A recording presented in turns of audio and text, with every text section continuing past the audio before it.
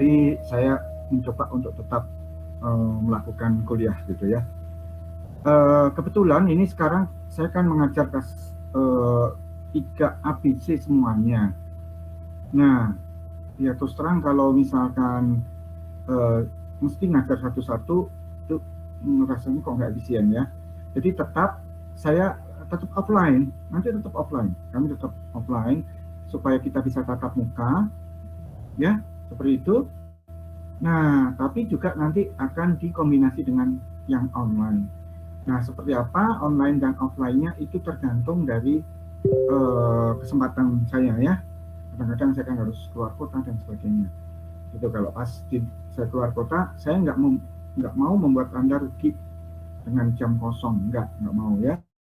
Jadi nanti walaupun saya tidak masuk secara offline, nanti kita akan gantikan dengan online. Dan nanti juga akan saya pilih gitu ya, yang masalah yang online ini yang lebih gampang, ya, yang lebih mudah. Kalau yang lebih sulit, saya berharap bisa offline, ya, seperti itu. Dan kalau offline, saya lebih suka untuk nulis di papan tulis, ya. Ya walaupun ada bahannya, nanti tetap saya akan tampilkan lah ya. Tapi kalau misalkan bahan seperti yang kayak kemarin ya, pada waktu pendahuluan, bagaimana ya, rasanya kok lebih terjaga emosional Anda gitu ya, kalau saya menerangkan dengan menulis di papan tulis gitu kan ya, dari pengalaman aja lah tahun-tahun ya. Walaupun offline dan pakai PowerPoint, tetap aja mahasiswa kurang ini bisa terima gitu ya. Jadi apa ya istilahnya, transfer ilmunya tuh nggak efisien ya. Lebih efisien kalau saya menulis ya. Memang Anda jadi harus rajin juga gitu ya, rajin juga menulis. Tapi kalau seandainya nggak rajin pun nggak apa-apa sebetulnya. Karena apa? Semuanya kan akan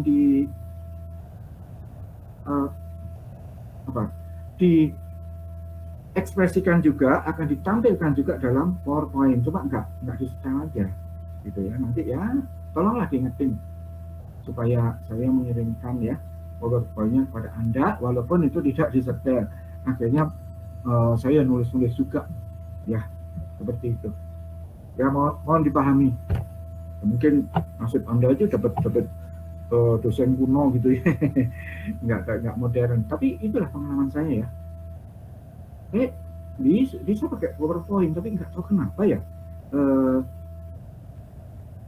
penerimaan dari mahasiswa itu prosentasenya lebih kecil ya. Oke, baik.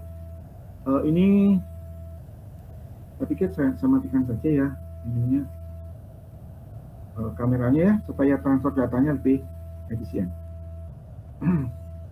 Oke.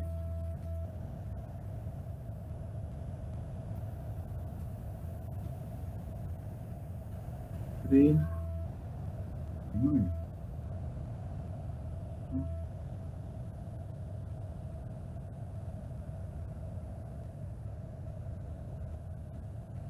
Bentar.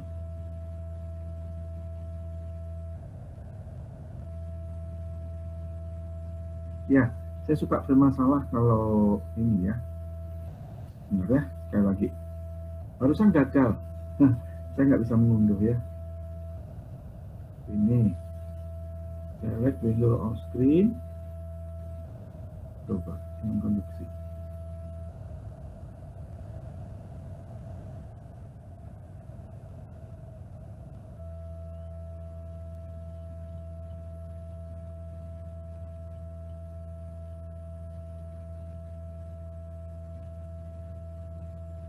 Oke. You are sharing another application window. Nah. Ini nggak usah ya. Nanti kita ini nih. Nah, conduction transfer. Konduksi. Sudah kelihatan belum? Tolong dicek. Sudah, Pak. Ya, warna hijau gitu ya. Conduction transfer gitu ya. Udah ya? Oke. Ini memang Hasilnya belum muncul, Pak. apanya belum muncul? Halo? Yang belum muncul apanya? Yang di share screen kayaknya bukan PPT-nya deh, Pak. Soalnya Oh, dokumen apa? Halaman my dokumen. aneh ya. Bentar. Oke, suka suka begitu ya kalau kalau bukan Zoom. Ini ya. Terus biasanya ke entire ya, entire screen gitu ya, ya kan? Iya Pak, betul Pak. Oh,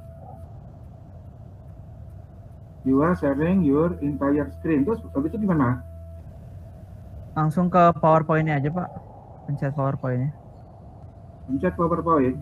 Ini saya pencet. Terus? Ya, udah Pak, udah ke share screen Pak. Oke. Tinggal dibesarin aja Pak di bagian bawah. Ya, tapi gini, komputer saya itu kalau dibesarin suka terus mogok. Oke Pak. Kalau segini cukup nggak? Ini sebentar, tulisannya segini nih, cukup nggak? Cukup Pak. Cukup ya, bisa dibaca ya. Oke, baik. Jadi ini belum saya share ke Anda. Jadi yang kemarin itu sebetulnya kita membahas yang ini nih ya. Saya skip saja, bukan saya skip, skimming cepet ya. Jadi kita memakai buku hanya satu saja yang pokok gitu ya, yang pokok. Tapi yang lain-lain boleh nanti ya, misalkan Anda inisiatif sendiri, misalkan bukunya Karen, e-transfer, boleh gitu. Jadi bebas. Tapi buku yang saya pegang adalah Jean Copley. Ya, ini saya pikir untuk operasi teknik kimia 1, 2, 3 semuanya ini, dan juga perlakuan mekanik semuanya pakai Jean Copley. Ya, jadi alangkah baiknya Anda punya. Nah, tapi sekarang pengeringan Pak Tri ya. Dulu biasanya ada satu bab aja ya, bab pengeringan. Itu saya tidak bikin PowerPoint, langsung kita baca dari Jean Copley-nya. Nah, itu saya pilih yang paling mudah. Supaya apa? Supaya Anda terlatih untuk membaca textbook, gitu kan? Kan kadang-kadang gini ya, kita itu sebelum membaca textbook atau memakai textbook, itu sudah gampang gitu ya. Kenapa gampang? Wah, bahasanya bahasa Inggris. Begitu ya. Padahal yang ada di dalam Jean Copley ya, itu bahasa Inggrisnya bahasa Inggris teknis, sederhana dibandingkan dengan misalnya Anda baca apa ya, baca novel misalkan dalam bahasa Inggris gitu ya. Itu misalnya kalau Anda mau gitu ya, novelnya apa, Harry Potter misalkan gitu kan, itu kan susah. Jadi memang susah novel Harry Potter itu dibaca. Nah, ini tidak begitu. Jean Copley itu teknis bahasanya ya. Oke, jadi yang kemarin sudah kita ini ya, kita bahas ya, kita skimming aja seperti ini. Silakan, ini lebih tertib dari tulisan saya. Ini saya juga cari-cari dari internet ya. Yang ada di sini punya, lupa tadi nggak disertakan ya. Punyanya nanti deh ya, kita ini di belakang aja. Kita lihat di belakang aja. Ya, seperti itu. Ini ada konduksi konveksi, ini enggak. Kalau untuk unit memang sengaja kemarin saya lewat ya, karena apa? Itu di dalam kurikulum teknik kimia di Polban itu udah dipisah masalah unit. Dipisahnya kemana? Ke ARP. Ya, asas rekayasa proses ya, seperti itu. Silakan ini sendiri dipelajari sendiri, dibuka lagi ya. Yang seperti ini ya, kemarin sudah ya. Nah, ini yang masalah gelombang elektromagnetik ya. Saya lupa, mungkin kelas C ya yang belum dikasih tahu. Coba saya ulang sebentar aja ya, bahwa panas itu sebetulnya dibawa oleh gelombang elektromagnetik ya. Selama ini Anda kan tahunya gelombang elektromagnetik itu adalah, coba ya, saya bisa nggak ya? Dan komputernya kuat ya. Oh, kuat nih. Nah, ya nanti kalau mati kita ulang. Harus kita ulang, komputernya matiin dulu. Oke ya. Nah, seperti ini ya.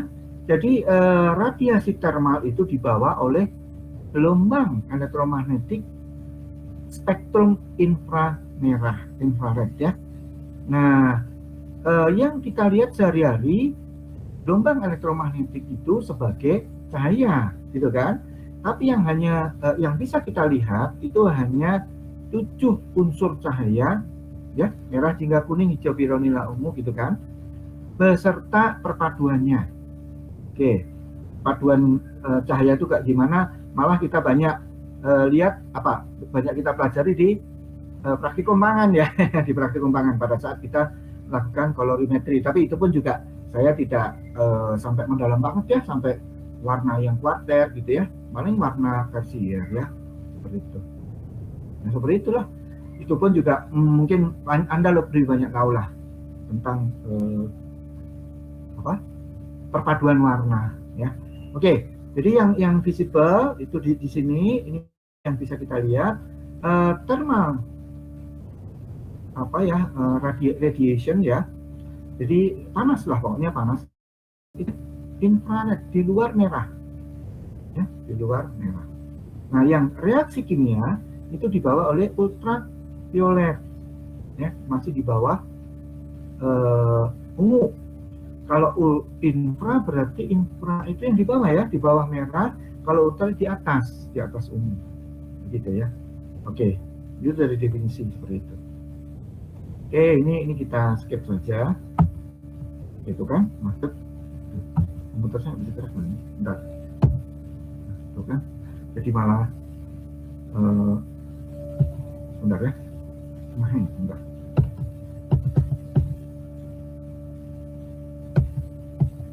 Oke, sebentar.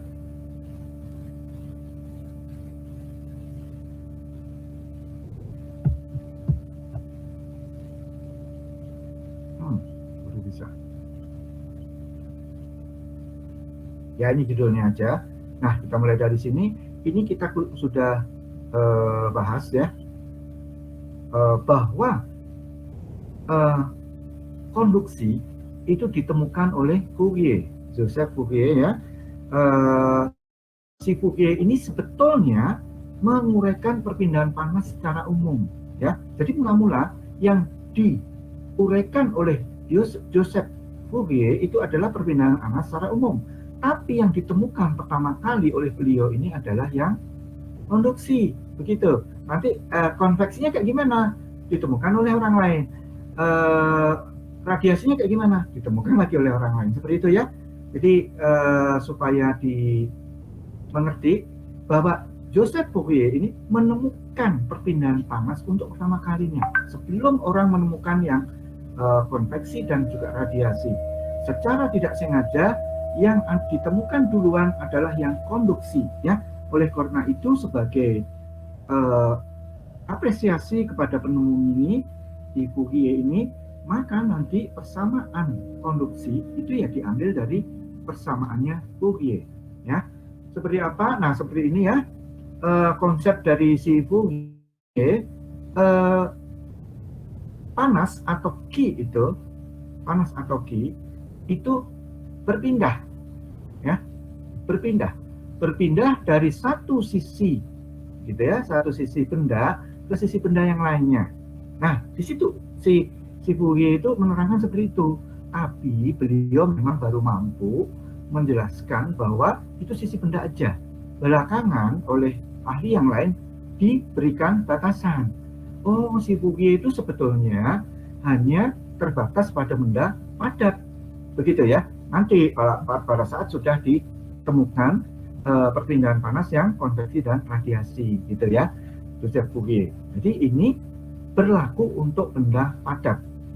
Oke, dan kemudian orang ya, para ahli mendefinisikan bahwa perpindahan panas dalam benda padat itu disebut dengan konveksi. Begitu ya. Nah, ini sebetulnya ide dari Fourier juga, istilah konveksi ini. Gitu ya, kemudian dipakai. Begitu. Tapi si Fourier kan dalam tanda kutip ya, tanda kutip itu salah sepertinya gitu ya. Karena beliau bilang bahwa konveksi ini kira-kira pokoknya benda gitu kan secara umum. Ahli lain akhirnya menemukan lebih detail. Oh, nggak semua benda gitu ya. Yang mengikuti hukum Fourier itu hanya padatan saja. Baik. Nah, seperti yang sudah kita bahas kemarin, bahwa adanya perpindahan panas dilambangkan oleh Ki oleh beliau. Nah, ini yang agak susah ya. Beliau ini sebetulnya melambangkan Ki itu dengan Ki kecil tadinya.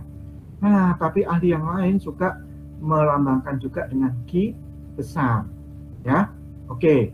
Buat apa sih kok dibedakan Ki besar Ki kecil gitu kan ya? Kalau penemuannya Joseph Fourier, Anda tahu ya, Ki per A kemarin udah dibahas di kuliah yang offline. Ki per A sama dengan bla bla bla gitu kan. Berikutnya. Nah, Ki-nya dalam definisi Fourier adalah apa? Laju perpindahan panas persatuan waktu. Hanya persatuan waktu aja. A-nya sama si Fourier itu dikeluarin dalam bentuk variabel, makanya persamaan Fourier itu adalah Ki per A, ya seperti itu. Nah, Ki kecil itu adalah apa definisinya? Nah, perpindahan panas, jadi panas yang berpindah persatuan waktu. Nah, orang pengen membedakan gitu loh. Nah, kalau total gimana? Nah, begitu ya. Nah, itulah akhirnya orang memberi lambang Ki besar, ya, untuk yang total gitu ya, total semuanya. Oke, nah seperti itu. Seperti yang sudah kita bahas kemarin. Bentar, ini macet mana? Tuh, kalinya ya, yang sudah kita bicarakan kemarin, langsung aja ya, langsung aja. Ini penurunannya, ini cerita sebetulnya.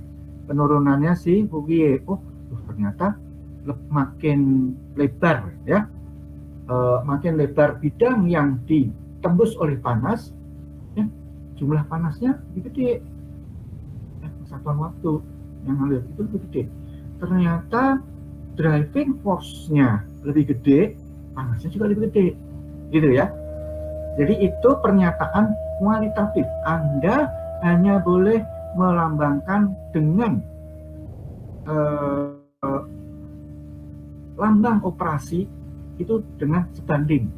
Ya, operasi, ayo harus ingat ya, di dalam teknik kimia, matematika SMP, ya, operasi matematik itu terdiri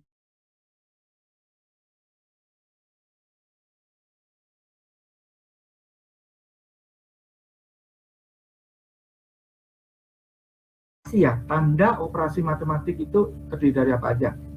Cepat. Kali tambah bagi kurang. Operasi.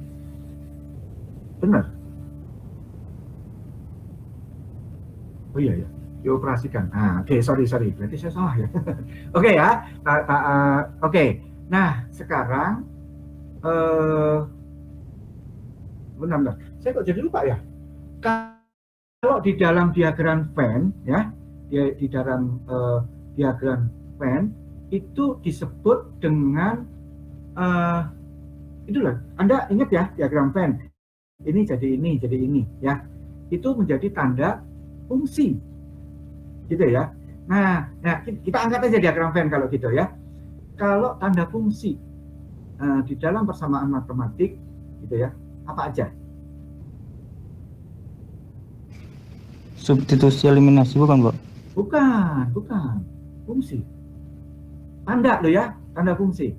Itu nanti di salah satunya yang di bawahnya itu. Sebetulnya kalau secara umum yang sebanding itu pun juga tanda fungsi itu. Tapi bukan fungsi persamaan matematik ya. Dia fungsi hubungan antar variabel. Gitu. Kita lihat diagram Venn. Irisan sama begitu gabungan. Oh iya ya, diagram Venn bisa ke sana juga ya, bisa irisan. Ya oke, boleh, salah satunya ada irisan dan sebagainya, ada banyak kan. Nah tapi kalau dalam hubungan matematik, fungsi itu apa aja? Nggak secara umum. Iya ya, saya harus membatasi nih Anda dalam matematika aja. Apa? Ada Bentar, operasi ya, operasi dioperasikan, ya betul ya, kalau operasi itu tambah sama dengan kayak gitu ya.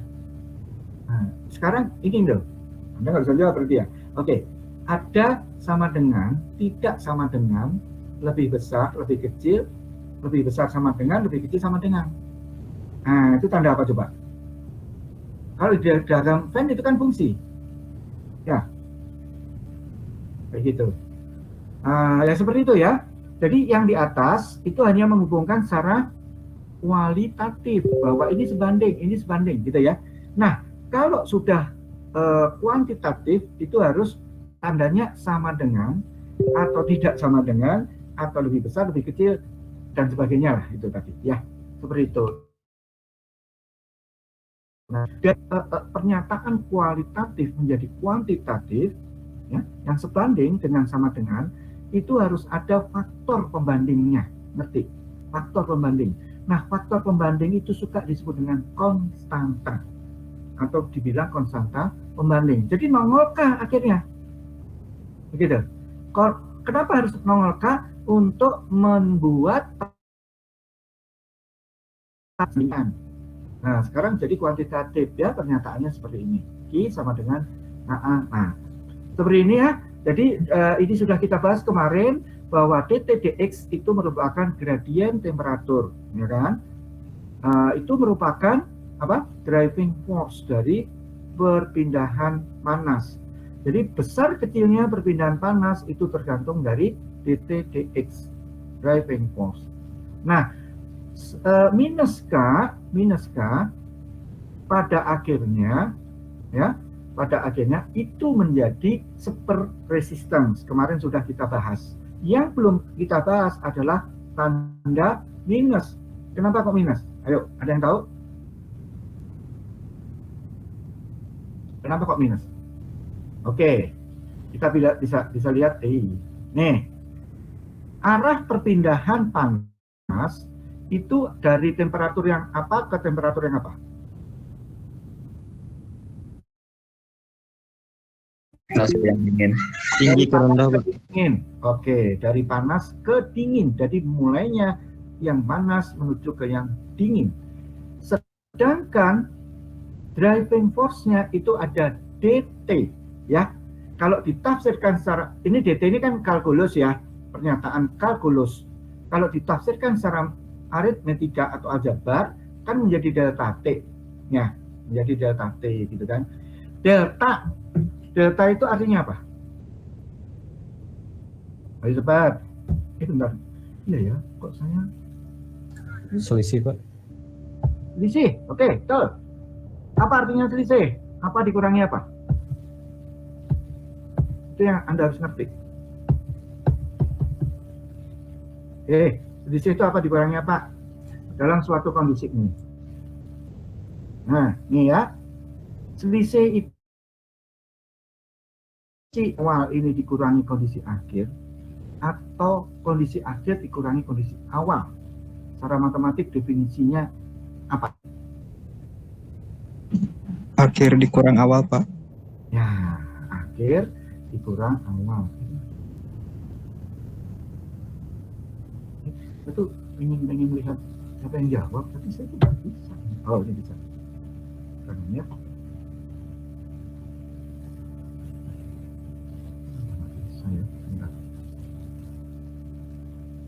ya, akhir dikurangi awal.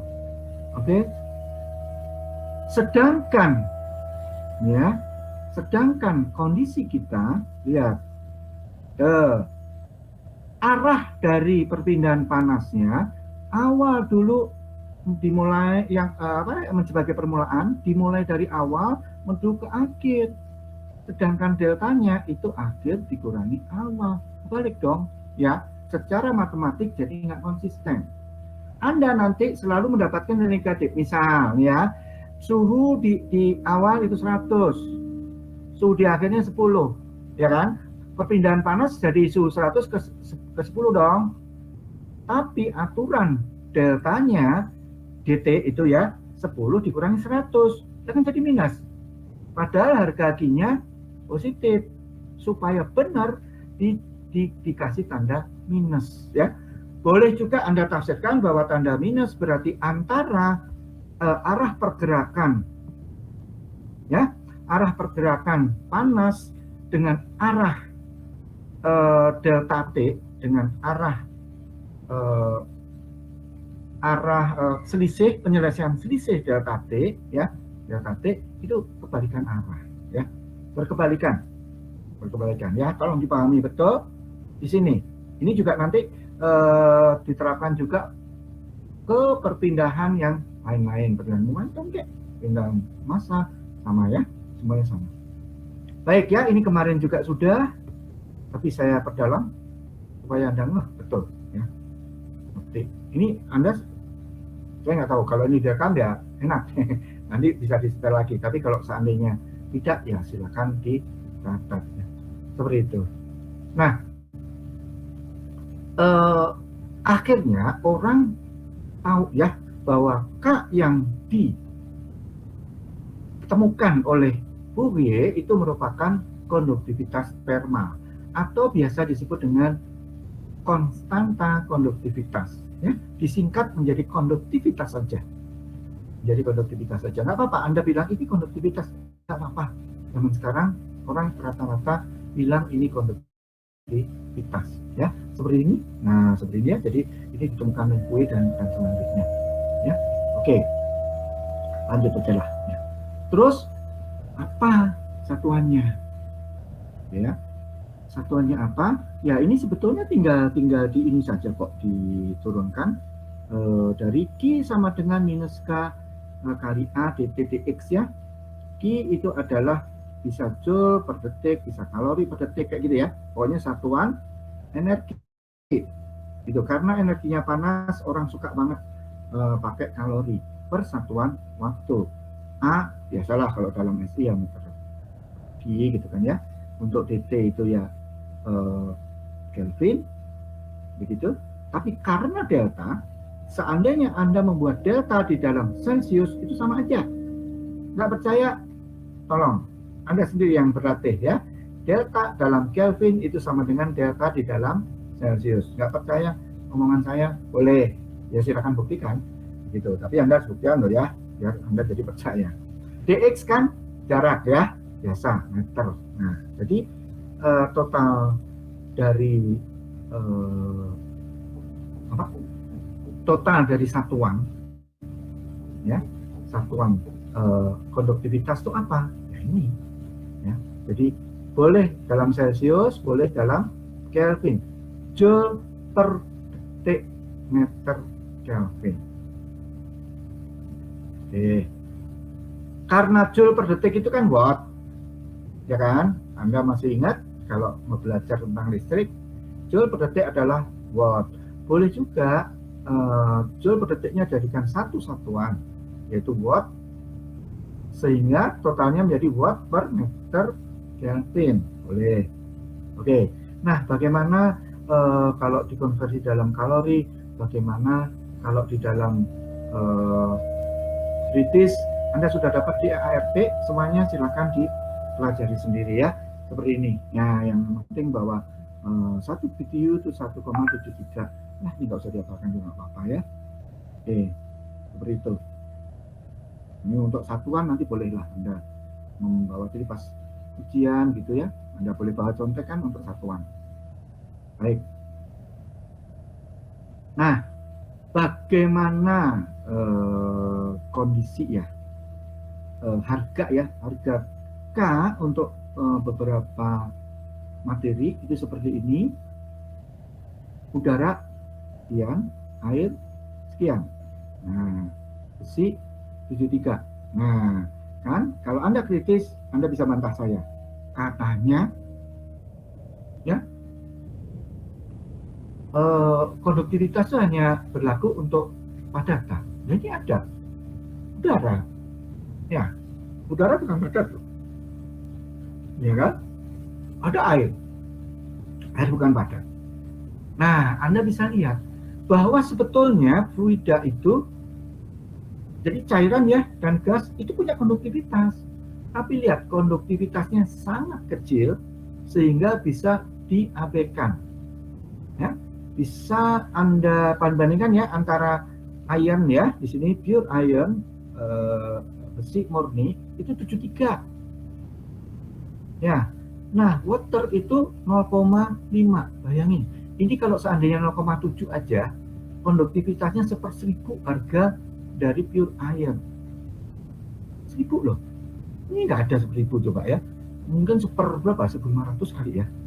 Nah yang air itu malah kan, kalau misalkan water itu 1 ya, itu kan berapa, 1/73-nya ya kan, kayak gitu. Nah kalau 0 ini kan 1/73-nya, nah kalau berapa, 0,1 berarti kan 1/730 kan gitu, kecil banget. Apalagi yang air, bisa seperti kira-kira 10.000. Ini sebetulnya tergantung ya, air ini pada suhu berapa, tekanan berapa gitu ya, gitu. Jadi kebayang ya oleh Anda bahwa sebetulnya semua zat itu punya konduktivitas tapi tidak signifikan. Yang kita anggap signifikan hanya padatkan saja. Oke. Tapi nanti di dalam konveksi bisa nongol ini konduktivitas dari suatu fluida, bisa nongol ya. Nanti lah kita pelajari. Kira-kira berapa minggu lagi mungkin ya untuk konveksi. Baik. Oke, Anda ini sendiri ya, cek sendiri berapa harganya. Detailnya segini, ada banyak ya. Kalau minta kayak gitu ya. Berarti yang paling bagus di antara metal-metal itu untuk menghantarkan panas ya yang paling gede K-nya. Ya, karena apa? Anda bisa lihat. Nih, kalau K-nya lebih gede, berarti Q per A-nya juga lebih gede. Apa yang paling besar? Sebentar. Kualitatif aja, benar. Ya, ternyata perak sebetulnya, tapi karena mahal juga mungkin lah ya. Nah, yang murah dan bagus itu adalah tembaga. Oleh karena itu, tembaga ini bagus banget untuk alat peralatan perpindahan panas. Oke, untuk yang cairan dan udara Anda pelajari sendiri ya. Dipelajari sendiri. Nah, sebetulnya konstanta K itu tidak betul-betul konstan. Istilahnya nggak konsisten ya akhirnya ya. Konstanta tapi kok nggak konstan. Nah, seperti itu. Ya sudahlah. Akhirnya orang memang menghilangkan kata konstan itu. Makanya suka dibilang thermal conductivity saja. Ya, tanpa melibatkan kata konstan. Padahal itu tadinya ya konstanta dianggapnya. Kenapa begitu? Karena ternyata kalau temperatur berubah, harga K itu juga berubah. Oke. Bagaimana perubahannya? Ya, ini nanti Anda pelajari sendiri ya, kan untuk masing-masing zat tidak usah. Ya, ini nanti ada suatu rumus matematik yang menjadikan pendekatan saja. Itu sebenarnya pendekatan loh. Ya, itu terhadap temperatur. Bagaimana pendekatannya? Enggak. Hapus tadi ya. Nih ya, pendekatannya konduksi itu bisa pendekatan linear. Berarti apa? Kan sama dengan A B kali T ya. B itu merupakan gradien garis linearnya. Ya, kalau digambarkan K sebagai sumbu Y, T sebagai sumbu X ya. Bisa juga menjadi persamaan kuadrat. Nah, mana yang benar? Jawabnya adalah tergantung dari zatnya, dari materinya. Oke, materinya apa? Silakan Anda lihat sendiri ya, nanti kalau sudah praktek seperti ini garis-garisnya ya. Terhadap T, ada yang konstan tuh hampir konstan, ada ya kan? Ada yang membentuk garis melengkung ya. Ya. Ada yang seperti garis lurus, mana ini garis lurus? Yang ini nih. Agak naik. Ini ada yang sebetulnya bengkak-bengkok, tapi dimasukkan di dalam regresi ya. Anda olah secara statistik, dimasukkan dalam regresi, itu sebetulnya ini garis lurus. Bisa didekati dengan garis lurus. Begitulah ya. Nanti pada saat Anda melakukan praktek, silakan dicermati sendiri ini masing-masing. Ya, seperti itu. Nah, pokoknya pendekatannya kemarin siapa ya?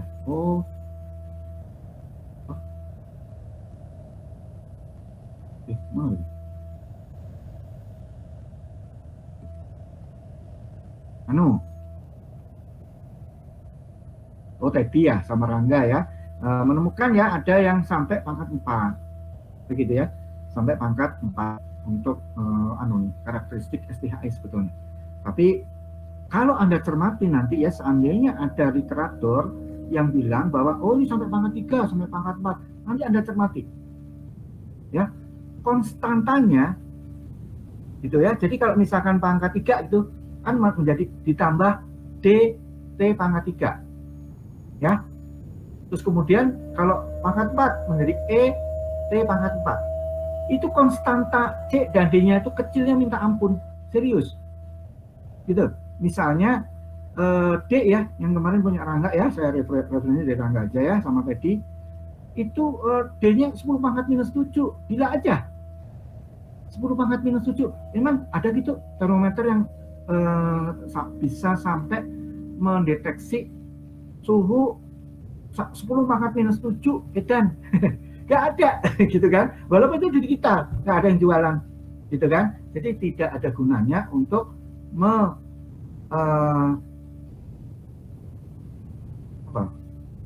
untuk menganggap ya signifikan suku yang kuat, yang pangkat 3 dan pangkat 4, nggak logis. Yang paling logis hanya sampai kuadrat saja. Itu pun Anda harus melihat grafiknya dulu. Kalau nggak ada grafiknya gimana? Grafikin sendiri. Ya, apa-apa. Nah, kan di dalam literatur seperti Perry itu ada A, B, C-nya. Begitu ya. Semua kalaupun ada literatur lain gitu ya selain Perry yang ada sampai E itu misalnya, ada itu. Jadi ya udah gampangan sekarang ada Excel gitu. Anda grafikkan sendiri, coba logis nggak kalau dimasukkan sampai pangkat-pangkat yang tinggi ya. Bahkan banyak di antara benda-benda padat itu yang hampir konstan K-nya gitu kan. Ya sudah, jadi apa? K sama dengan A saja. Ngerti ya di sini? Oke ya, seperti itu. Oke, dalam pelajaran kita nggak sempat ya untuk menganggap bahwa K ini tidak konstan seperti ini. Nah, begini aja deh, begini saja. Kapan Anda menganggap K itu konstan dan kapan itu enggak? Nah, itu dibatasi oleh definisi temperatur. Temperaturnya moderate ya, atau high temperature. Ya. Moderate atau high temperature. Kalau apa yang disebut dengan moderat? Moderat itu kira-kira di bawah titik didih air. Dan itu boleh anggap 100 derajat, boleh. Nggak usah dianggap titik didih air di Bandung, enggak. Ya. Itu yang disebut dengan moderat. Jadi kalau Anda bekerja pada rentang suhu sampai dengan titik didih air, ya sudah, anggap saja K itu konstan. Oke, ngerti ya di situ. Tapi kalau lebih dari misalkan sampai ratusan derajat, jangan ya, jangan dianggap lagi. Lebih dari titik didih air, Anda harus perhatikan persamaan yang berlaku ya kan. Maka linear apa kuadrat gitu ya. Tolong ya seperti itu. Jadi Anda harus mengerti. Oke, kita kembali lagi. Nah ini ya, tolong dicermati sendiri grafiknya. Kalau mau lebih teliti, Anda nih buku yang bawah nih, Bird, Stewart, dan Lightfoot ya, BSL. Nama bukunya adalah Transport Fenomena. Ini tidak diwajibkan untuk diploma D3 maupun D4. Ini wajib tapi untuk S1 ya. Ini karena konseptual. Udah memusingkan. Tapi nggak apa-apa. Oh, tapi Anda udah kelas 3 ya.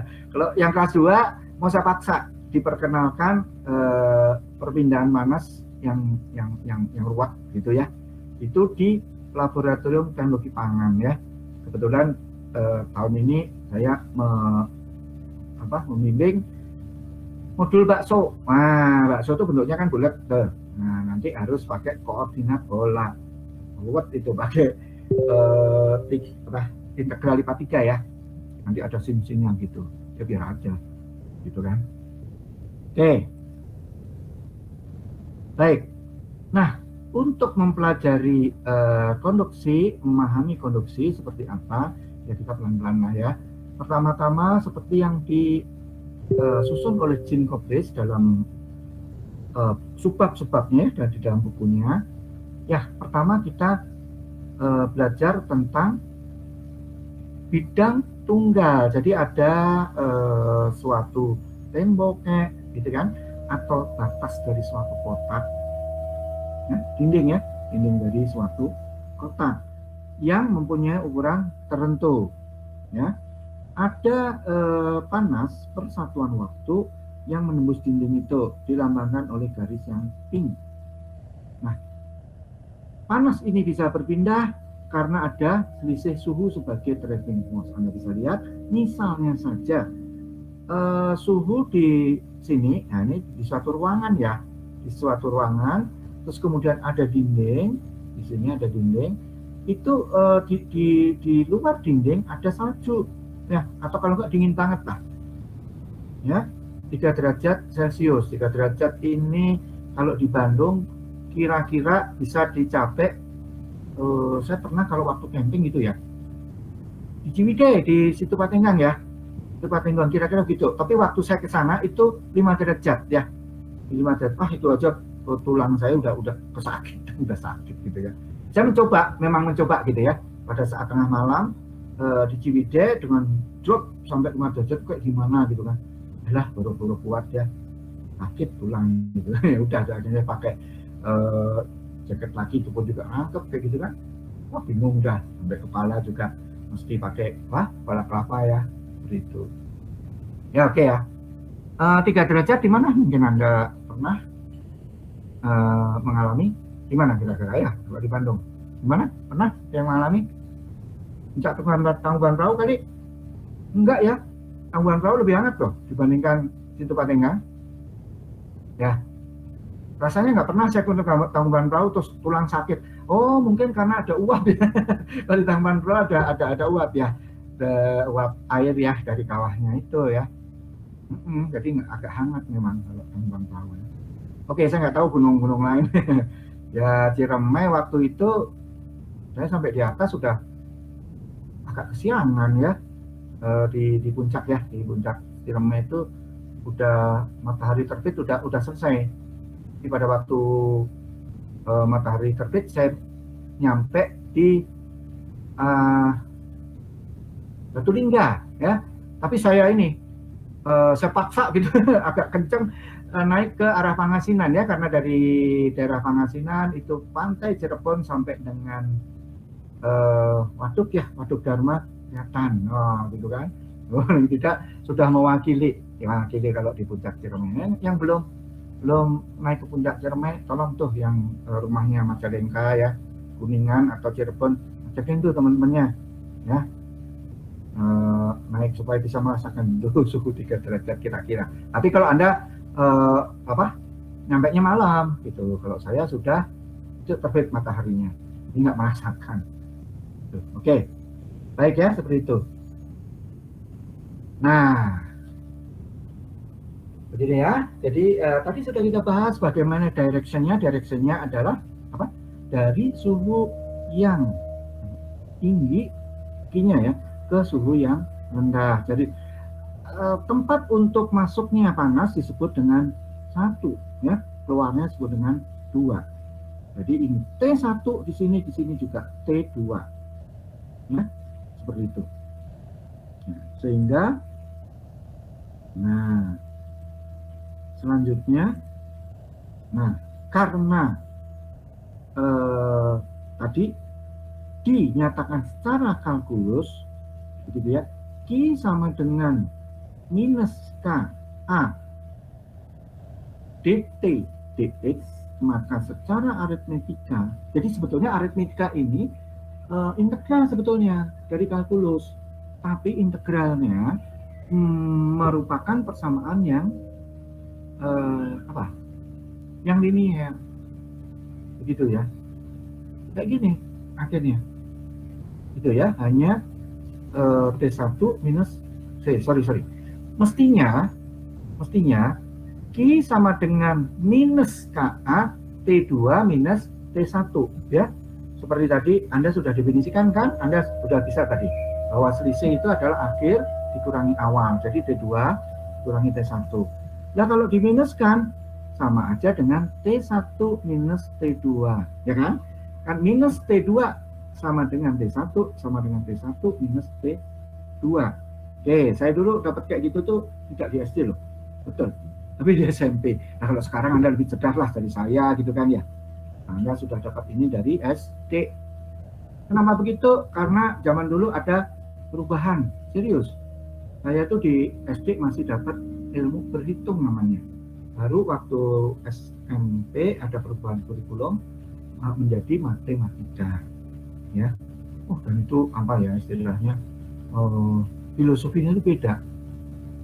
Jadi orang kayak saya sempat kebingungan ya, karena tadinya dikasih filosofi berhitung mulai dari kelas 1 sampai kelas 6 SD, begitu SMP menjadi matematika. Tapi alhamdulillah lah, bisa diikuti begitu ya. Nah, seperti itu ya.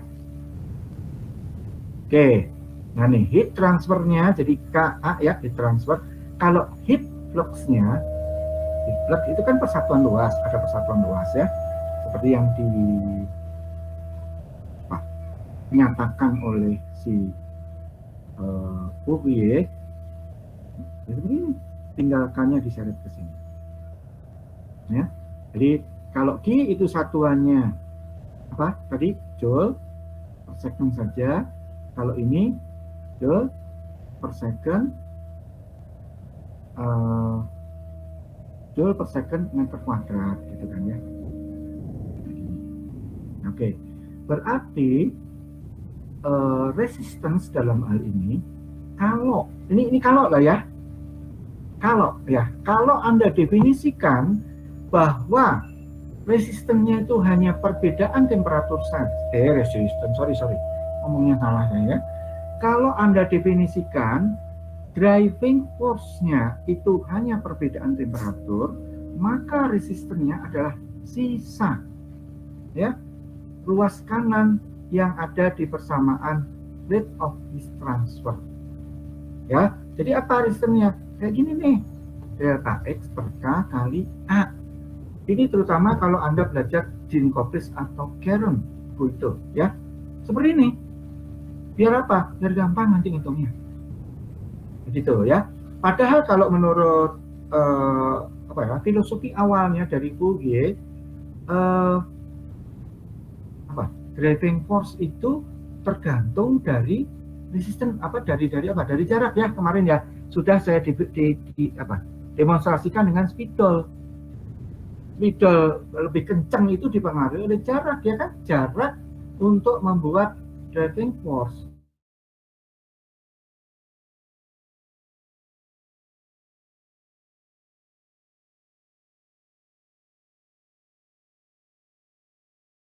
Tapi jangan salah ya, kemarin udah saya bilang kan, tapi ini juga dipakai gitu ya, yang delta itu juga dipakai, yang memakai salah satunya adalah Jean-Coplist ini, dan banyak supaya apa? Supaya lebih gampang. Oke, nanti pada saat penurunan lebih gampang.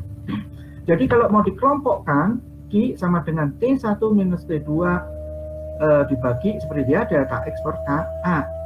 Nah, ini akhirnya menjadi definisi baru, ini temperature difference itu sebagai driving force, thermal resistance itu sebagai resistance dari flux perpindahan panas. Ya. Oh, bukan fluxing, di sini A-nya kan ke kanan ya, menjadi rate of heat transfer. Rate ya, bukan flux.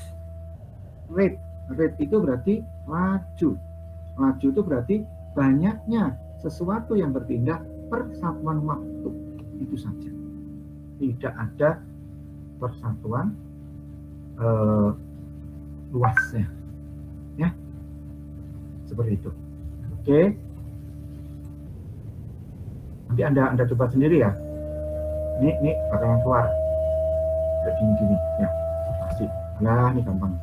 Kalau enggak ya Anda pelajari ya contoh soal di Jane Coplis, ada kok. Nah, saya kan ngeluarin soal kan nggak bisa lain-lain, ya kayak gini-gini aja. Tapi biasanya saya tidak mengeluarkan yang dinding tunggal. Ya pernah sih saya mengeluarkan dinding tunggal, tapi saya buat agak ruwet.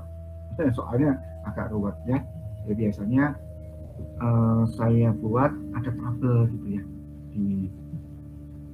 di lapangan, ada trouble. Jadi memang dindingnya tunggal, ya, ada suatu tanur ya,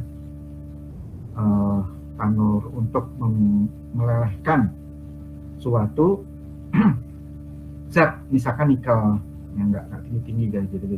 Nah itu ada masalah dengan tanurnya gitu ya, udah lama gitu kan tanurnya ya, sehingga ada aja yang bocor panasnya.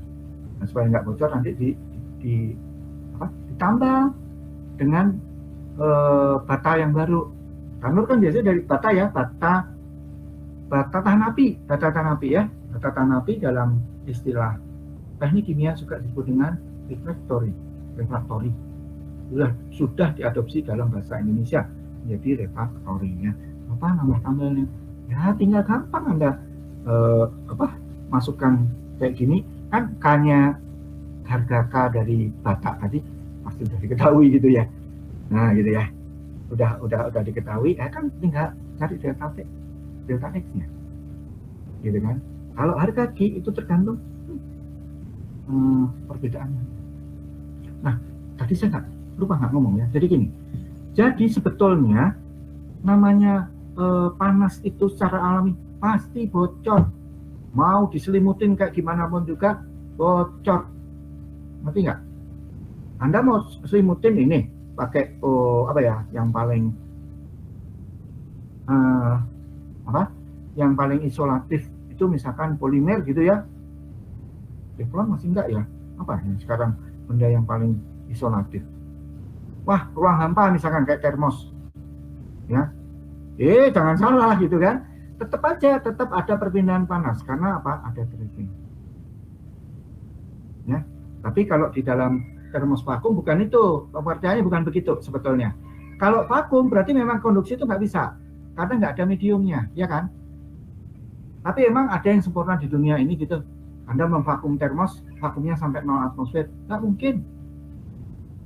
Ya, nggak mungkin. Jadi tetap aja ada sedikit udara yang tertinggal di dalam termos, Nah itulah yang akan membuat konduksi itu masih tetap berlangsung nanti, tapi dikombinasikan dengan konveksi ya. Nanti ilmunya ada di belakang ya 2 minggu lagi itu yang saya bilang ya, gitu ya. Jadi ini mau Anda selimutin, ada secara kualitatif pasti bocornya, mau dikasih termos tetap bocor, tapi laju kebocorannya yang bisa Anda atur dengan Anda mengatur 2 hal, yaitu apa? Ngatur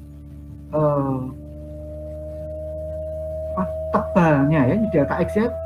Delta X itu jarak ya, tebal kan.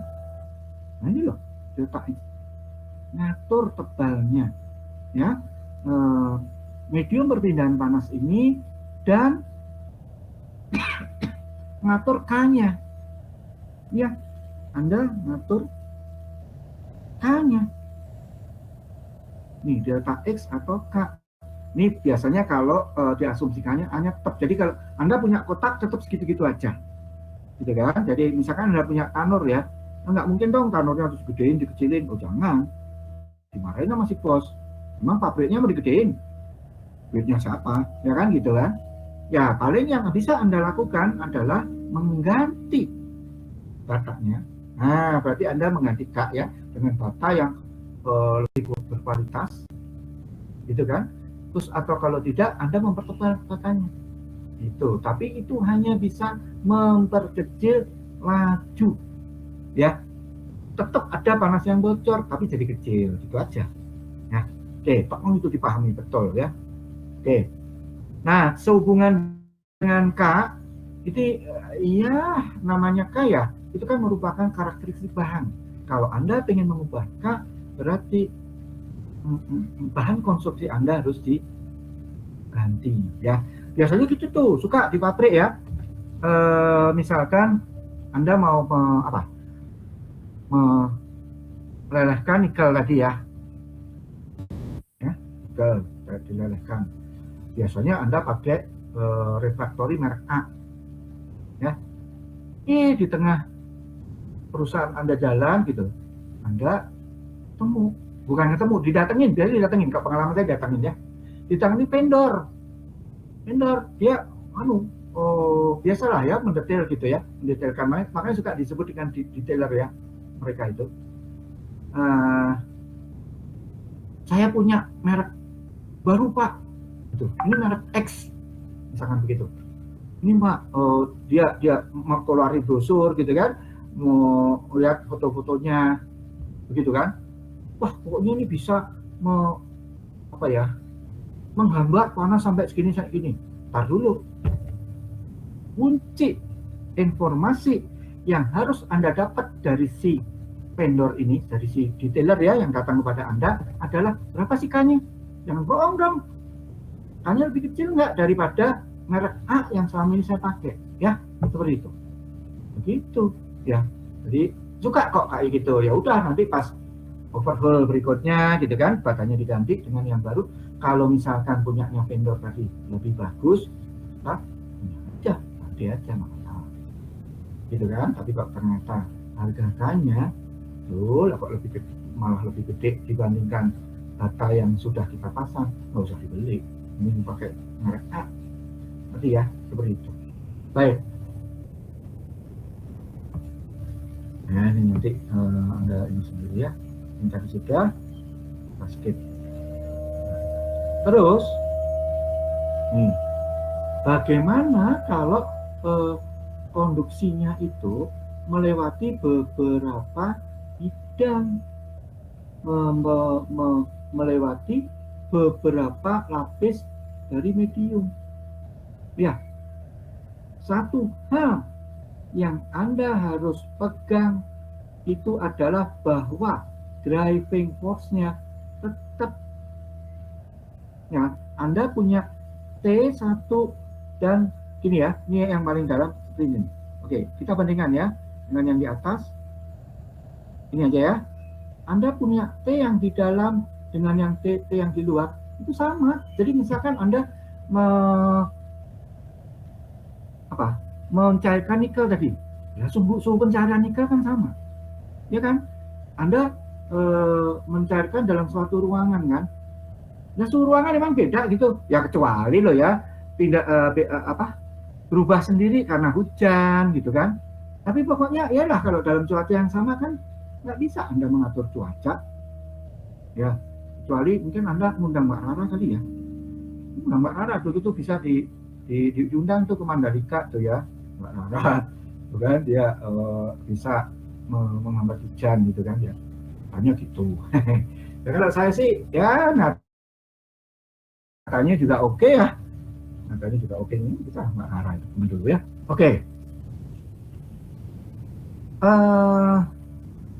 Ini ya, jadi gini, T yang di dalam tetap sama sebetulnya dengan kalau misalkan Anda lapis-lapis banyak yang di sini, tapi sekarang yang di luar diubah namanya jadi T4 karena memang perkembangan suhunya suhu 1, 2, 3, 4. Saya sih nggak suka. Biasanya kalau saya mengajar ya dengan nulis di papan tulis, ini tetap saya bilang T1, T2, nanti yang di tengah ini menjadi TA dan TB supaya Anda bisa melihat gitu ya, bahwa T dalam sama T luar itu sama loh. Tapi karena ya ini ya tadi yang kuning yang terus kemudian di sini dibungkus, apa yang terjadi? Yang terjadi sekaligus delta X dan K-nya yang berubah. Ya, walaupun driving force-nya sama, tapi karena resistance-nya kita ubah, maka laju panas yang bocor keluar juga berubah jadi tambah kecil. Ya, jadi tambah kecil. Kenapa? Karena kelompok yang ini, yang di bawah ini jadi tambah gede. Oke, seperti itu ya. Jadi harus digedein. Supaya digedein gimana? Oh, delta X-nya harus gedein, nggak gitu. K-nya gimana? K-nya harus dikecilin, ya kan? Harus dikecilin supaya ini tambah gede. Ya, kalau nggak percaya, buktikan dengan angka. Anda buktikan sendiri ya, kayak. Kalau untuk A biasanya masih tetap sama ya. Dari bangunan kita kan biasanya tidak boleh diubah-ubah. Buktikannya kan gitu. Yang bisa kita ubah adalah bidang perpindahan panasnya saja. Apa? Lapisan, sorry. Luas bidangnya tetap. Nah, oke. Jadi mungkin nanti ditempelin styrofoam kayak. Nah kan styrofoamnya luasnya segitu sama dengan dinding. Ya, Anda tempelin dengan apa ya? Glass wool gitu. Tapi hati-hati ya, zaman sekarang glass wool nggak boleh. Asbes itu bagus sekali untuk menghambat panas yang bocor, tapi nggak boleh. Kenapa? Glass wool dan asbes itu partikel kecilnya itu ya, dibilangnya debu ya, atau partikulat kalau menurut orang Anda, itu gampang terbang. Ya, sedangkan partikulat mereka itu disusun oleh silika. Silika itu keras banget. Jadi kalau sampai debunya keserap paru-paru, silikanya bisa melukai. Kenapa? Kebetulan itu struktur kristal silika itu tajam. Ya, jadi bisa melukai paru-paru Anda. Jadi nanti kalau di pabrik Anda harus sadar tentang itu. Ya, jangan lagi melapisi alat perpindahan panas dengan glass wool dan asbes. Ini biasanya si bos ngeyel kalau kayak gini. Karena apa? Murah. Ya, murah. Nah, terus caranya gimana kalau si bos ngeyel? Ini kalau kita ngeyel dipecat gitu kan. Nah, caranya gimana? Glass wool dan asbes tadi harus dilapisi lagi ya dengan suatu pelapis yang rapat. Misalkan dikasih dinding aluminium dari lembaran ya, lembaran aluminium. Itu kalau zaman sekarang ada banyak ya lembaran-lembaran yang kayak stiker gitu loh. Nah, harus gitu. Jadi nanti nggak terbang-terbang. Tapi itu tidak disarankan ya. Silakanlah pakai banyak polimer kok zaman sekarang yang ditawarkan oleh vendor. Yaitu ya, tolong saya harus ngomong dari sekarang karena Anda akan menjadi praktisi daripada saya lupa ngomongnya. Oke. Nah, kalau dilapis begini, bagaimana sih? Ginilah gampangnya. Ya, gampangnya itu seperti Anda punya hambatan yang seri. Ya kan? Kan lapisan-lapisan ini kan merupakan tahanan ya. Mana? Ya. Nih, ini kan resistance. Ini kan lihat nih, resisten sama dengan delta X per K kali A. Resisten. Jadi resistennya ya sama dengan resisten di listrik. Nanti sama dengan resisten yang di jejer ya. Bidang perpindahan panasnya di jejer, analogi resistennya juga di jejer. Ya. Jadi R total itu sama dengan apa? RA ditambah RT ditambah RT. Ingat ya, kalau dihubung seri kan gitu. Ya. Oke. Nah, untuk layer A, R-nya itu bentar. Langsung aja deh. Males ya.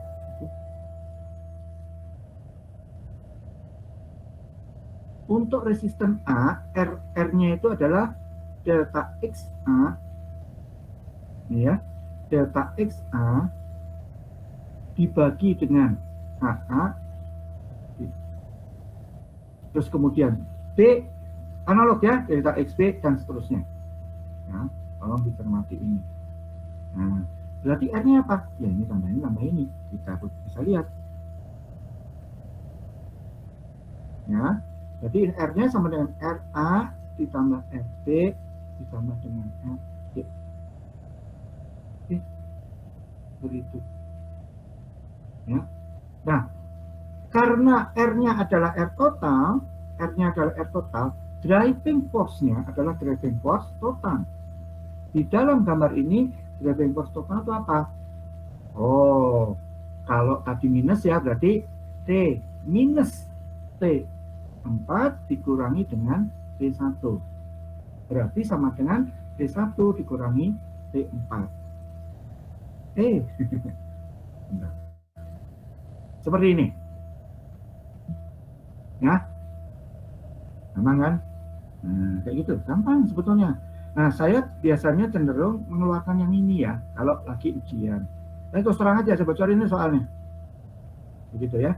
Tapi belum tentu ya, kadang saya kalau lagi baik hati ya, ya mengeluarkan yang gampangnya, yang hanya satu dindingnya itu. Tapi waktu itu kebetulan aja ya. Wah, saya bingung mau bikin soal kayak gimana, kayak gitu ya. Saya kan suka terus minta tolong ya, teman-teman saya yang ada di lapangan ya. Teman dulu, sekarang udah pada banyak pensiun, pusing saya. Betul, teman-teman yang seangkatan kan banyak yang pensiunnya 55 ya. Gitu. Pusing saya mau bikin soal. Oh, zaman dulu kan main tabrak aja. Tolong dong. Itu ya. Gue mau bikin soal nih buat anak-anak. Tuh, lo punya apa? Kasus apa tuh di lapangan? Kayak gitu. Nah, kan mereka bilang dengan sih, oh gampang Nur, gitu kan biasanya. Ntar ya, saya kirim nih. Gitu, biasanya gitu. Nah, ada yang kadang-kadang gitu kan, ada yang bilang, wow, kan kemarin udah saya kirim, ya cuma gitu-gitu aja di pabrik saya gitu, kayak gitu ya. Terus ada yang nyumbang gitu ya, tapi aduh, kok cuma dindingnya cuma tunggal gitu, tapi ya nggak apa-apa, saya keluarin aja, begitu ya. Saya keluarin aja, tapi dengan kasus soal seperti yang dikirimkan oleh teman itu. Suka lah kayak gitu ya, bukan apa-apa, bikin soal kan pusing juga gitu kan. Ya sudahlah, kalau saya sih apa ya, nggak mau susah, ngapain mau punya temen, tinggal ditelepon aja. Juga zaman dulu kan, sekarang gampang sih, bisa ditaruh di grup gitu ya. Tapi ya diketawain. Zaman sekarang udah pensiun Nur, kayak gitu ya, biasa kayak begitu. Waduh, ya udahlah. Tapi nggak apa-apa, itu bisa didaur ulang ya. punya teman-teman saya bisa didaur ulang. Jadi ini ya, tolong Anda cermati ya, persamaan ini Q sama dengan T ya, driving force total dibagi dengan resistance total. Ya, nah sekarang masalahnya nih, kalau seandainya kita menganalisa satu-satu, bagaimana perpindahan panas di layer 1, layer A ya, layer A, layer B, layer C. Gampang. Konsepnya adalah hukum kekekalan energi. Gitu ya. Jadi paling tidak dalam pelajaran OTK 3 ini kita mengasumsikan bahwa energi itu kekal. Tidak ada yang bocor. Kenyataannya yang bocor. Ya, memang iya ada yang bocor. Tapi sekedar untuk melakukan pemahaman terhadap perpindahan panas sampai dengan ujian pun nanti kita asumsikan tidak bocor. Nah, kalau bocor gimana? Oh, gampang. Tinggal nanti Q ini pada saat melalui dinding ini, misalkan ada yang bocor ke arah Anda nih ya. Bocornya ke arah Anda. Jadi tidak semua Q itu ke arah kanan. Ada yang ke arah Anda. Bocornya berapa? Ya sudah, Q ini dikurangi bocor, gitu kan gampang kan? Ya kan? Kemudian selanjutnya gimana? Kurangi lagi yang bocornya berapa. Oke ya? Tapi untuk pemahaman yang mendalam tentang konduksi yang compound, bukan compound ya, ini namanya yang multi ya, yang multi layer, bukan compound.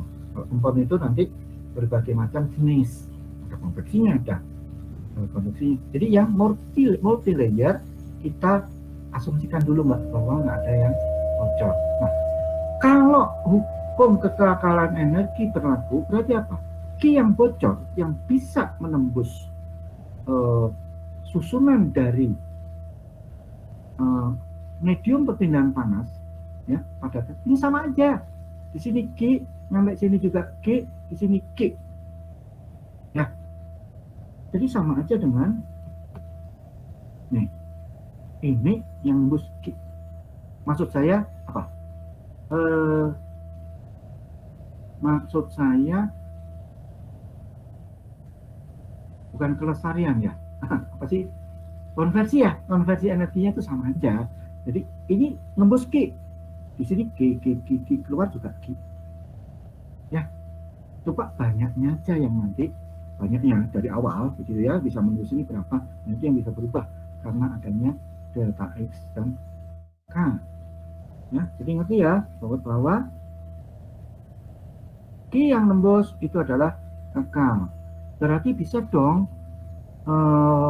Q itu dinilai hanya dari satu layer. Oh bisa. Caranya menilai gimana? Ya kayak gini. Layer 1 driving force-nya berat apa? T1 minus T2. Anda bisa lihat ya. T1, T2. Ini kan T1, T2 itu driving force-nya. Yang dilewati hanya medium A saja. Berarti berapa resistansinya? Nih, delta XA per A kali luasan A. Ya. Nah, ini juga luasan ini di dalam pelajaran OTK 3 dianggap sama. Kenapa? Di pabrik biasanya sama. Kalau untuk bidang yang datar. Kalau bidang yang melengkung gimana? Oh nanti minggu depan baru kita pelajari. Tidak sekarang. Ya. Jadi point of view kali ini sampai dengan minggu ini itu bidangnya datar.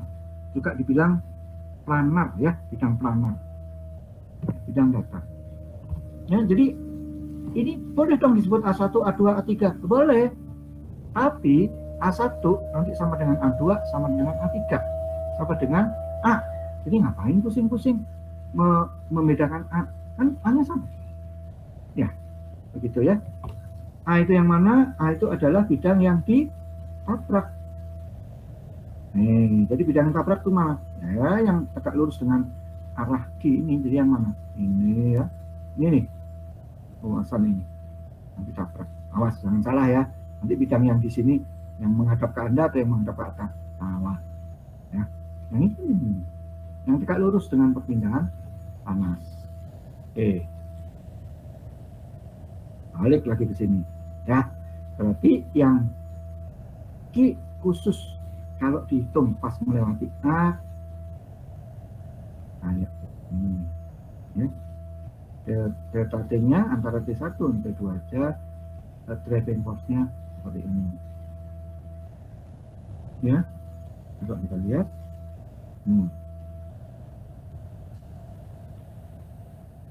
Ya, nah ini supaya gampang, hanya dicoret. Curang nih, jingle place ya, hanya dicoret dulu. Kalau saya sih ada, biarin taruh sini, biar nggak bingung. Bolak-balik diseret ya. Jadi kayak gini ya. Jadi sebetulnya driving force A-nya masih di kanan loh ya. Nggak apa-apa. Seperti ini ya. Jadi, kan karena Q harus kekal, berarti Q yang merobos A sama dengan yang T sama dengan C. Berarti kayak gini ya. Yang merobos A sama dengan merobos B sama dengan merobos C. Oke. Nah ini penurunannya panjang. Nah kayak gitu ya. Berarti Q per A itu sama dengan nih Q apa ya, berdasarkan driving force yang di sini ditambah dengan di sini ditambah yang di situ ya. Bagaimana lagi? Nih ya, ini kalau Anda bongkar ya kan, kalau Anda bongkar ini kan jadi T1 per delta X per, nah dikurangi T2 per, ya kan, delta XA per ini. Oke, ditambah dengan T2 per ini ya, teruslah pokoknya ini Anda silakan bongkar. Nanti yang minus-minus ini bisa saling mengajarkan ya, nanti akan jadi kayak gini. Ini sebetulnya penurunannya ada yang enggak kayak gini. Lihat dah di mana ya, mungkin di buku SMA kali ya yang lebih jelas. Nanti jangan-jangan di Kompres yang kebijakan baru juga ngatur langsung di sini ya, coba di buku SMA ya. Tapi itu memang tidak perlu amat. Saya kan nggak pernah ngeluarin soal terus turunkan bla bla bla. Enggak, Anda bukan S1. Ya, kalau S1 ya kayak dosen saya bisa turunkan persamaan perpindahan massa overall berdasarkan persamaan per layer. Oh bisa kayak gitu. Anda nggak mungkin ya. Nah saya nggak mau ngeluarin kayak gitu, itu scientific banget ya. Kalau saya mendingan langsung. Soalnya itu praktis, ada kasus di lapangan. Ya, seperti itu. Dan ini udah hampir praktis kok. Udah. Ini bentar masjid saya, jadi di dekat saya adan ya. Jadi kita ini dulu berhenti.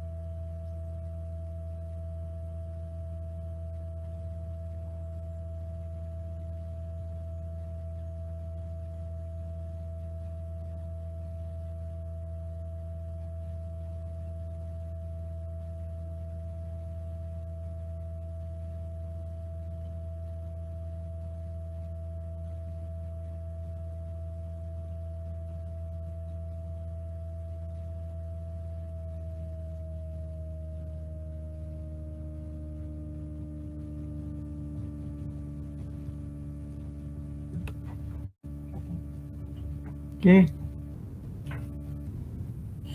Oke ya. Udah sebenarnya tinggal dikit. Tinggal dikit tapi ya nggak apa-apa ya. Paham ya? Kayak gitu ya. Jadi ini boleh aja Anda bilang T paling awal dikurangi T paling akhir dibagi dengan resistance RA ya. RA ditambah RB ditambah RC. Boleh. Nah masing-masing R itu sama dengan delta X per K kali A. Udah gitu aja. Gampang ya. Seperti itu. Nah, seperti ini. Pokoknya, oh ya ini sudah soal ya. Ini sebetulnya belum ada juga udah selesai berarti ya.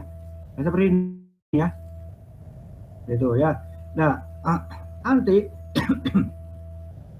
kasus-kasus yang biasanya muncul adalah begini. Nah.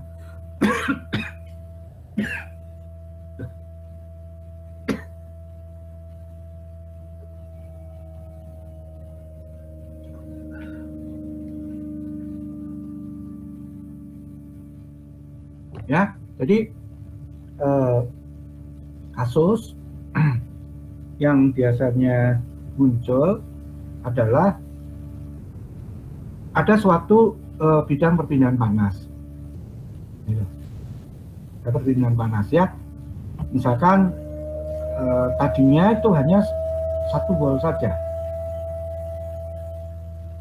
Kayak gini nih, ya, cuma 1 volt. Nah, ternyata T2 yang di sini kepanasan, gitu ya. Ini terlalu panas. Nah, supaya menurun panasnya, Anda harus lapis dengan suatu insulator. Ya, berapa tabel lapisannya, misalkan gitu ya. Kalau diketahui K-nya sekian. Jadi biasanya gitu, Anda cari di iklan ya, di Lazada kayak di Shopee atau gimana. Oh, ada insulator gitu ya, dengan K sekian. Ya, kalau saya pilih insulator yang ini, misalkan tebalnya berapa atau kalau nggak berapa lapis.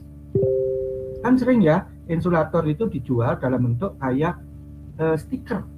Atau kalau nggak pernah juga kayak lakban. Tapi ini, yang kayak lakban ini untuk dilapiskan ke pipa ya, pipa steam atau gimana. Seperti lakban, tapi lakbannya gede. Jadi, gulungan si dalam tanda kutip lakbannya gede ya. Mungkin Anda pernah tahu ya gulungan kabel Telkom, kalau nggak kabel PLN, ya kan gede banget tuh. Ya segitu. Tapi ya seperti itulah yang dijual. Itu untuk pipa steam misalkan gitu antar sumur minyak misalkan gitu ya. Dengan boilernya ada di mana? Oh, boilernya ada di istilahnya di plant ya. Ada di plan, terus kemudian disalurkan ke sumur minyak. Nah, sepanjang saluran ini kan lumayan panjang, bisa berpuluh, bukan berpuluh lagi ya, beratus meter, atau malah sampai ke kilometer bisa, gitu ya. Tapi biasanya kalau sudah sekian kilometer, mending dibikin boiler baru, udah nggak efisien, gitu kan. Tapi kalau hanya ratusan meter saja, kurang dari 1 kilo gitu kan, itu nggak apa-apa, disalurkan itu steamnya. Ya kan? Nah, suatu saat steam Anda, bukan steam, insulator Anda itu sudah kadaluarsa gitu lah, misalkan gitu ya. Jadi panas di steamnya. Kan nggak safe jadinya ya, safety-nya jadi berkurang. Anda harus lapisi lagi dengan lapisan yang baru. Berapa lapisannya? Gitu kan. Nah, seperti itu ya. Nanti Anda gampang loh, tinggal dimasukin rumus. Tapi kalau untuk pipa, rumusnya untuk rumus yang silinder. Ini untuk benda planar. Ya, untuk benda yang datar. Yang datar. Ya, nih untuk benda datar ya. Contoh yang pernah saya kemukakan yaitu tadi ada dinding ya. Dinding dari suatu tanur pencairan nikel, ya, dinding. Nah ini lama-lama besi. Lama-lama si refraktorinya ini, bata tahan apinya ya rusak gitu kan, pakai lama ya. Seperti itu. Ada dua opsi. Ya. Anda ganti refraktorinya gitu, tapi biasanya nunggu overhaul sih kalau kayak gitu. Nanti aja nggak apa-apa, biasa ya. Atau kalau enggak ditambal gitu ya, ditambah. Ya udah, kalau ditambah berapa? Ya, begitu. Suka kok kayak gitu. Ini untuk menghemat sih ya. Ada suatu tanor refraktori pada saat pertama kali diganti, memang itu diganti. Tapi si bata yang sudah agak rusak ini, yang udah nggak bener ya, kannya sudah membesar gitu ya, itu disimpan. Nah nanti kan dikasih bata baru ya, dikasih bata tahan api yang baru gitu kan, pakai lagi untuk mencarikan nikel, turun lagi kan kualitasnya. Nah yang kedua itu bukannya batanya itu terus kemudian diganti bata baru, enggak, kan kita punya simpenan bata lama yang jelek tadi gitu ya. Nah, daripada beli itu aja ditempelin lagi jadi tambah tebal nanti, tapi nggak apa-apa, toh memenuhi syarat, nggak masalah kan. Nah kayak gitu ya, biasanya 2 kali, nah baru nanti yang ketiga. Itu lumayan loh, menghemat 1 kali penggantian refraktori yang baru itu, wow, bisa menghemat berapa puluh juta, itu serius gitu ya. Nah seperti itulah salah satu penerapannya gitu ya. Di sini udah ada contoh. Kalau enggak yang di dalam Syncopis, silakan saja. Kayaknya saya nggak sempat untuk buat responsi ya untuk latihan soal gitu. Saya biasanya senangnya kalau latihan soal offline, laten ya kalau mau online ini ya. Oke, sementara itu saja. Ini udah habis nih. Berikutnya udah yang silinder ya, kita nggak usah ke sana dulu. Di depan aja yang silinder. Oke, sampai di sini ada pertanyaan? Ini kok saya lanjutin ada mumet kan nih? Dari saya belum, Pak. Oke. Yang lain ada? Masih bingung? Enggak lah ya, ini kan mengulang pelajaran SMA ya, kalau kurikulum yang sekarang itu. Kalau zaman saya dulu, SMA itu hanya 1 dinding saja, nggak sampai berlapis-lapis. Ya. Ini ada kelebihannya, berlapis-lapis. Gitu. Oke, kalau tidak ada, bagaimana? Kita cukupkan sekian dulu ya, kuliah umum sore ini. Cukup, Pak. Oke, cukup ya. Oke, terima kasih atas perhatiannya. Dengan demikian, kuliah ini saya akhiri. Assalamualaikum warahmatullahi wabarakatuh. Salam, terima kasih banyak, Pak. Terima kasih, Pak. Ini Terima kasih banyak, Pak. saya titipkan Terima kasih, ya. Pak. Yo, mungkin Terima kasih banyak Pak.